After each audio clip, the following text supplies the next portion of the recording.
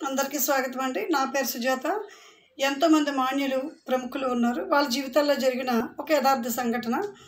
అది పాఠశాలలో ఉపాధ్యాయుడు అందరి పిల్లల తాలూకా హోంవర్క్ పరిశీలిస్తున్నప్పుడు సందర్భం. నిన్న ఇచ్చిన 2 లెక్కలు ఎవరు చేసుకుని వచ్చారో అని అడుగుతున్నారు ఉపాధ్యాయుడు.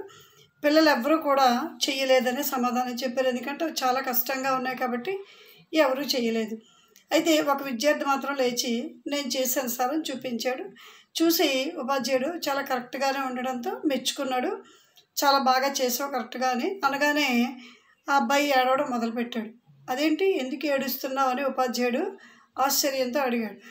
ఈ లెక్కలకి సమాధానాలు నేను రాయలేదు, మా అన్నగారు నాకు చెప్పారు ఇంటి వద్ద, కాబట్టి తప్పు చేశాను, ఇంకెప్పుడు అలా చెయ్యను అని ఏడుస్తూ ఉంటాడు. అప్పుడు ఉపాధ్యాయుడు అంటాడు, సరేలే నువ్వు చేయకపోయినా నిజాయితీతో చెప్పావు, కానీ నువ్వు భవిష్యత్తులో చాలా ఉన్నతమైన స్థానానికి వెళ్తావని నాకు ఇప్పుడే అనిపిస్తోంది అని అంటాడు.